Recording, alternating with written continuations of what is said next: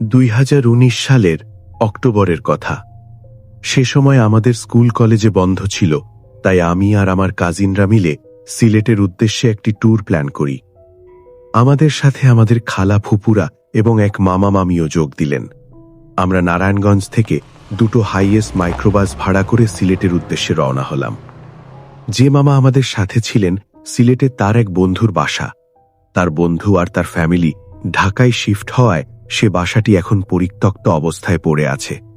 তাই আমার মামারা ঠিক করল আমরা সবাই সেই বাসায় গিয়ে উঠব। আমরা কাজিনরা সবাই সমবয়সী হওয়ায় একটা মাইক্রোবাসে উঠলাম, বড়রা অন্যটিতে, আর মামা মামি নিজেদের কার করে যাচ্ছিলেন। সারাটা পথ আমরা গান গেয়ে আর আড্ডা দিয়ে পার করে দিলাম। ভোরবেলা আমরা সিলেট শহরে পৌঁছলাম। খুব নামকরা একটা হোটেলে নাস্তা করে আমরা মামার বন্ধুর বাসায় গেলাম। জায়গাটা ছিল মূলত 6টি একই রকম বিল্ডিংয়ের একটি আবাসিক কলোনি। উত্তর দিকে 3টি এবং দক্ষিণ দিকে 3টি বিল্ডিং, মাঝখানে একটা ছোট মাঠ, আর গেটের সাথে বিল্ডিংগুলোর সংযোগকারী একটা পাকা রাস্তা। কলোনিটা দেওয়াল দিয়ে ঘেরা ছিল। জায়গাটা বেশ সুন্দর। মামা জানালেন যে মহিলারা দক্ষিণ দিকের বিল্ডিংয়ে থাকবেন, আর পুরুষদের থাকার জন্য উত্তর দিকের একটি বিল্ডিংয়ে একটি খালি ফ্ল্যাট ঠিক করা হয়েছে। আমরা ব্যাগ রেখে ফ্রেশ হয়েই ভোলাগঞ্জ যাওয়ার জন্য আমাদের জন্য বরাদ্দ করা অ্যাপার্টমেন্টের দিকে গেলাম। কাজিনরা গাড়ি থেকে ব্যাগ বের করতে দেরি করছিল, তাই আমি একাই আগে উপরে চলে গেলাম। 4র্থ তলায় লিফট থেকে নেমে দেখলাম 403 নম্বর ফ্ল্যাটের দরজা খোলা। ভেতরে ঢুকে দেখলাম করিডোরের বাম পাশে একটা বেডরুম আর বিপরীতে একটা বিশাল টিভি রুম। রুমটা এতটাই অন্ধকার ছিল যে আমি ভালো করে কিছু দেখতে পাইনি। করিডোর পার হলে একটা বড় ডাইনিং রুম, হাতের বামে আরেকটা বেডরুম, আর ডাইনিংয়ের সাথেই একটা বাথরুম। ডাইনিংয়ের পাশেই রান্নাঘর, আর তারপরেই একটা ব্যালকনি স্লাইডার। ফ্ল্যাটের একদম শেষ প্রান্তে দুটো বেডরুম, যেগুলোর সাথে অ্যাটাচড বাথরুম ও ব্যালকনি ছিল। ডাইনিং সংলগ্ন ব্যালকনিটার সাথে ছোট একটা আলাদা ঘর ছিল, যেখানে একটা ওয়াশিং মেশিন রাখা ছিল।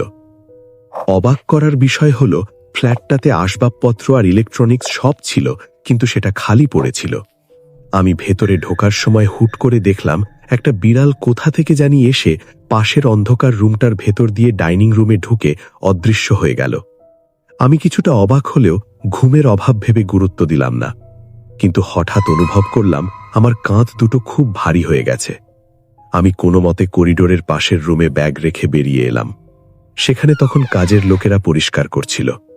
ফ্ল্যাট থেকে বের হওয়ার সাথে সাথেই কাঁধের সেই ভারী ভাবটা চলে গেল। সারা দিন ভোলাগঞ্জ আর রাতারগুলে দারুণ সময় কাটিয়ে সন্ধ্যায় আমরা কলোনিতে ফিরলাম। রাতের খাবারের পর আমাদের কারোরই ওই ফ্ল্যাটে ঘুমাতে যাওয়ার ইচ্ছা ছিল না, যদিও আমরা সবাই প্রচণ্ড ক্লান্ত ছিলাম। আমি আর আমার এক ভাই কাউকে না জানিয়ে রাত 12টার দিকে মাজার দেখতে বের হলাম। রাত 1:30টার দিকে ফিরে এসে ক্লান্তিতে সাথে সাথে বিছানায় গা এলিয়ে দিলাম। শুয়ে পড়ার সাথে সাথেই আমি করিডোরের ওপাশ থেকে এক পুরুষ আর এক মহিলার চিৎকার করে ঝগড়া করার অস্পষ্ট আওয়াজ শুনতে পেলাম। আমার মনে হচ্ছিল আমি স্বপ্ন দেখছি না তো, কারণ ওই ফ্ল্যাটে কোনো মহিলা থাকার কথা নয়। ঠিক তখনই ভাই আমাকে জিজ্ঞেস করল, শুনছস কিছু? আমি হ্যাঁ বলতেই আমরা দুজনে তদন্ত করতে উঠলাম। উল্লেখ্য যে ফ্ল্যাটে ঢোকার পর থেকেই সেই কাঁধ ভারী হওয়ার অনুভূতিটা আবার ফিরে এসেছিল, কিন্তু দরজা খুলে আমরা কাউকে দেখতে পেলাম না। চিৎকারগুলো এত জোরালো ছিল যে মনে হচ্ছিল পাশের রুমেই কেউ ঝগড়া করছে, কিন্তু কোনো শব্দ বোঝা যাচ্ছিল না। ভাই তখন ঠিক করল ব্যালকনিতে গিয়ে একটা সিগারেট খাবে। আমি তার সাথে গেলাম। রান্নাঘর পার হয়ে ব্যালকনিতে যাওয়ার সময় আমি আর চোখে দেখলাম কিচেন কাউন্টারের ওপর একটা কুচকুচে কালো অবয়ব বসে আছে এবং মাথাটা সামনে পিছনে দোলাচ্ছে। আমি ভালো করে তাকালাম, ওটা তখনও সেখানেই ছিল। আমি ভয় পেয়ে চুপচাপ ব্যালকনিতে চলে গেলাম, কারণ আমি গেস্ট হিসেবে কোনো ঝামেলা করতে চাইনি, আর ভাবছিলাম হয়তো আমি হ্যালুসিনেশন করছি। ব্যালকনিতে দাঁড়িয়ে যখন বাইরে তাকালাম, হঠাৎ দেখলাম ওয়াশিং মেশিনের রুমের ভেতরে সেই একই কালো অবয়বটা মেশিনের ওপর বসে মাথা দোলাচ্ছে। কিছু বলার আগেই ভাই বলল, চল ঘুমাতে যাই। তখনই আমার বাথরুমে যাওয়ার প্রয়োজন হলো। আমি ডাইনিংয়ের বাথরুমে ঢুকলাম। সেখানে কোনো আলো ছিল না।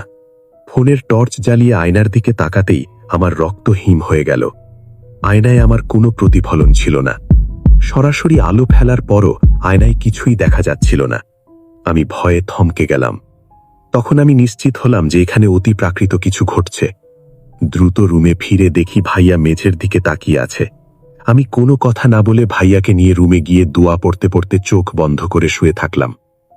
পরদিন সকালে ব্যাগ নিয়ে দ্রুত সেই ফ্ল্যাট থেকে বের হয়ে এলাম। আমরা সেদিন রাতেই ঢাকা ফিরব। বিকেলে মামার বন্ধুর মেয়ের সাথে ভিডিও কলে কথা বলার সময় সে ফ্ল্যাটটার দিকে ইশারা করে বলল, ওই কোণাটায় যেও না, ওখানে যাওয়া ঠিক নয়। ওই কোণাটা ছিল আমাদের সেই ব্যালকনিটার নিচে। ফেরার পথে ভাইয়া নিজে থেকেই তার অভিজ্ঞতার কথা বলল। সেও রান্নাঘরে আর ওয়াশিং মেশিনের ঘরে সেই কালো অবয়বটাকে দেখেছিল। আরো ভয়ঙ্কর ব্যাপার হলো, আমি যখন বাথরুমে ছিলাম সে দেখেছিল মেঝে থেকে কোথা যেন রক্ত ঝরছে, কিন্তু আমি বের হওয়ার পর সেটা গায়েব হয়ে যায়। এরপর আমাদের ড্রাইভারও জানালো যে সে টিভি রুমে একটা কালো ছায়া দাঁড়িয়ে থাকতে দেখেছে এবং তার বালিশ নাকি নিজে নিজেই শূন্যে ভাসছিল। অন্য দুই কাজিন ওয়াই আর জেড জানালো যে জেড ব্যালকনিতে ওয়াইকে দাঁড়িয়ে থাকতে দেখেছে, অথচ ওই মুহূর্তেই ওয়াই বাথরুম থেকে বেরোচ্ছিল। অর্থাৎ তারা ডপলগ্যাঙ্গার বা একই মানুষের দুটি রূপ দেখেছিল। এমনকি অন্য মাইক্রোবাসের ড্রাইভারও জানালো সেও ওই বাথরুমের আয়নায় নিজের প্রতিফলন দেখতে পায়নি।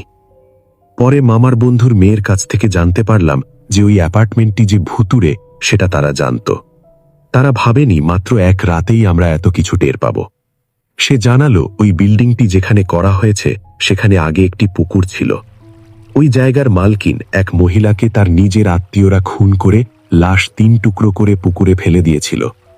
পরে ডেভেলপার কোম্পানি পুকুর ভরাট করে এই কলোনি বানায়। বাসায় ফেরার পরও আমরা সবাই বেশ কিছুদিন অসুস্থ ছিলাম। এই ঘটনার পর থেকে আমি বিশ্বাস করি যে কিছু জিনিস যুক্তি দিয়ে ব্যাখ্যা করা যায় না।